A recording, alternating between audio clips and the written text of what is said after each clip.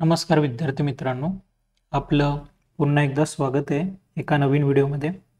बघा, या व्हिडिओमध्ये आपण इयत्ता 10वीचा तिसरा पाठ उपयोजित इतिहास हा बघणार आहोत। टीईटी मध्ये या पाठातनं प्रश्न विचारला गेलेला आहे, त्यामुळे हा पाठ आपल्यासाठी त्या ठिकाणी महत्त्वाचा ठरतो। चला तर मग आपण पाठाला सुरुवात करूया। बघा, उपयोजित इतिहास यालाच इंग्रजीमध्ये पब्लिक हिस्ट्री म्हटलं जातं आणि मराठीमध्ये जनांसाठी इतिहास असं म्हटलं जातं। आता उपयोजित इतिहास म्हणजे काय, तर भूतकाळातील घटनांसंबंधीचं जे ज्ञान इतिहासाद्वारे प्राप्त होतं त्या ज्ञानाचा उपयोग वर्तमान आणि भविष्य काळात सर्व लोकांना कसा होईल हे बघण्याचं काम उपयोजित इतिहास करत असतो। आता परदेशामध्ये अनेक विद्यापीठांमध्ये पब्लिक हिस्ट्री, उपयोजित इतिहास, जनांसाठी इतिहास या विषयातील अभ्यासक्रम शिकवले जातात। आणि जर भारताच्या बाबतीत बोलायचं झालं तर भारतामध्ये बंगळुरू येथे Srishti institute of art, design and technology या संस्थेमध्ये सेंटर फॉर पब्लिक हिस्ट्री हा स्वतंत्र विभाग आहे। आता पुढचा जो घटक आहे हा आपल्यासाठी महत्त्वाचा आहे, कारण की याच्यावरती परीक्षेमध्ये प्रश्न विचारण्यात आलेला होता।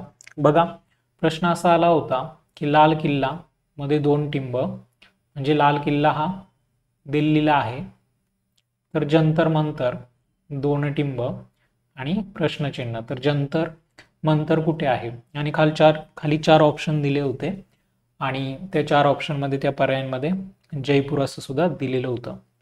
मग आपलं योग्य उत्तर होतं जयपूर। तर या ठिकाणाहून तो प्रश्न टीईटी मध्ये फ्रेम झालेला होता, त्याच्यामुळे आपण हे सर्व जे आहे ते बघून घेणार आहोत। तर आपल्याला बघायचं आहे की भारतातील जागतिक, मौखिक आणि अमूर्त वारसा यादीत समाविष्ट झालेल्या परंपरा, जे काही जागतिक वारसा यादी आहे त्या वारसामध्ये मौखिक आणि अमूर्त वारसा यादीमध्ये भारतातल्या कुठल्या कुठल्या परंपरा आहेत ते आपण बघणार आहोत।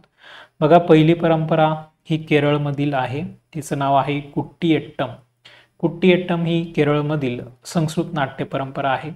त्याच्यानंतर वैदिक पठम परंपरा हिचा सुद्धा समावेश आहे। त्यानंतर उत्तर भारतातील रामलीला सादरीकरण, त्याच्यानंतर गढवाल उत्तराखंड येथील रमन्न धार्मिक उत्सव आणि विधिनाट्य, त्यानंतर राजस्थानचं कालबेलिया लोकसंगीत आणि लोकनृत्य, त्याचप्रमाणे पश्चिम बंगाल, झारखंड आणि ओडिसा येथील छाऊ नृत्य, आणि केरळमधील मुडिएट्टू विधिनाट्य आणि नृत्यनाट्य। जोड्या सुद्धा विचारलं जाऊ शकतं, राजस्थानचं लोकसंगीत लोकनृत्य कुठलं आहे, तर कालबेलिया लक्षात ठेवायचं। त्याच्यानंतर गढवालमध्ये रमन्न लक्षात ठेवायचं, पश्चिम बंगाल, झारखंड, ओडिसामध्ये छाऊ नृत्य लक्षात ठेवायचं, आणि केरळमधलं मुडिएट्टू विधिनाट्य आणि नृत्यनाट्य लक्षात ठेवायचं। त्यानंतर बघा, लडाख, जम्मू आणि काश्मीर येथील जी काही बौद्ध मंत्रपठणाची परंपरा आहे हिचा सुद्धा समावेश होतो त्या यादीमध्ये। त्यानंतर मणिपूर येथील संकीर्तन परंपरा, त्यानंतर पंजाबमधील ठटेरा जमातीची तांब्याची आणि पिवळी भांडी बनवण्याची कला परंपरा, त्याचप्रमाणे नवरोज आणि योग यांचा सुद्धा समावेश हा त्या यादीमध्ये होतो। त्यानंतर आपण बघूया भारतातील जागतिक वारसा स्थळे आणि सांस्कृतिक। तर बघा, सांस्कृतिक स्थळांमध्ये आग्र्याचा किल्ला, अजंठा लेणी, वेरूळ लेणी, ताजमहाल, महाबलीपुरम येथील मंदिरं, कोणार्क सूर्य मंदिर, गोव्यातील चर्चेस आणि कॉन्व्हेंट्स, फतेपूर सिक्री, हम्पी येथील वास्तुसंकुल, खजुराहो येथील मंदिरे, घारापुरी येथील एलिफंटा केव लेणी यांचा समावेश सांस्कृतिक स्थळांमध्ये, वारसा स्थळांमध्ये होत असतो। अजून काही स्थळं आहेत ते आपण बघूया। चोळ मंदिरे, तंजावरचं बृहदेश्वर मंदिर, गंगेकोंड चोळीश्वरमचे बृहदेश्वर मंदिर आणि दारासुरमचे ऐरातेश्वर मंदिर, त्याचप्रमाणे बघा पट्टदकल येथील मंदिर, त्यानंतर सांचीचा स्तूप, हुमायूनची कबर, कुतुब मिनार आणि कुतुब मिनारच्या परिसरातील वास्तू, त्याचप्रमाणे Darjeeling Himalayan railway, Nilgiri mountain railway, the कालका शिमला रेल्वे। अजून लिस्ट पुढे आहे बघा. बोधगया येथील महाबोधी मंदिर, भीमबेटका येथील शैलाश्रय, चंपानेर पावागड येथील पुरातत्वीय स्थळे, छत्रपती शिवाजी महाराज टर्मिनस मुंबई, लाल किल्ला दिल्ली, जंतर मंतर जयपूर, राजस्थानमधील पर्वतीय किल्ले, गुजरातमधील पाटण येथील राणी की बाव, राणी की बाव वरती सुद्धा प्रश्न विचारला गेलेला आहे. त्याच्यानंतर नालंदा महाविहार पुरातत्वीय स्थळ, चंदीगड येथील कॅपिटल कॉम्प्लेक्स आणि अहमदाबाद ऐतिहासिक शहर. हे जे काही आपण सगळे बघितले हे सगळे भारतातील जागतिक वारसा स्थळे होते सांस्कृतिक यादीमधले. त्यानंतर आपण पुढे बघूया भारतातील जागतिक वारसा स्थळे नैसर्गिक. कुठले कुठले नैसर्गिक स्थळे भारताचे हे जागतिक वारसा यादीमध्ये आहेत बघा. पहिलं आहे काझीरंगा राष्ट्रीय उद्यान, जे एकशिंगी गेंड्यांसाठी त्या ठिकाणी प्रसिद्ध आहे, ते आसाममध्ये आहे. त्याच्यानंतर आहे केवलदेव राष्ट्रीय उद्यान, त्यानंतर मानस वन्यजीव अभयारण्य, सुंदरबन राष्ट्रीय उद्यान, नंदादेवी आणि व्हॅली ऑफ फ्लावर्स राष्ट्रीय उद्याने, पश्चिम घाट आणि ग्रेट हिमालयन पार्क हे सगळे भारतातील नैसर्गिक जागतिक वारसा स्थळे आहेत. हे कायमपे आहे बघा, महत्त्वाचं आहे. भारतातील एकच मिश्र स्वरूपाचं जागतिक वारसा स्थळ आहे, म्हणजे जे सांस्कृतिक सुद्धा आहे आणि नैसर्गिक सुद्धा आहे.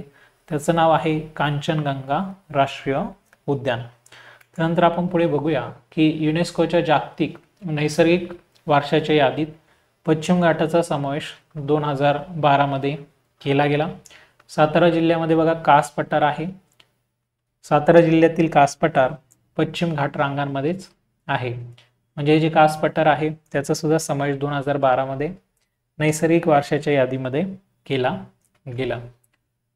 त्यानंतर बघा इंटॅक विषय लक्षात ठेवा की इंटॅक ही Indian national trust for art and cultural heritage अशी संस्था आहे आणि ही 1984 पासून कार्यरत आहे.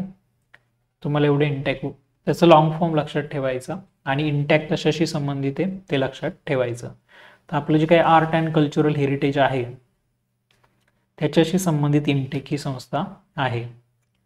आता हे बघा, जगातील सर्वात प्राचीन समजलं जाणारं इसवी सन पूर्व 6वे शतक संग्रहालय मेसोपोटोमियातील ऊर ह्या प्राचीन शहराचे उत्खनन करताना सापडले.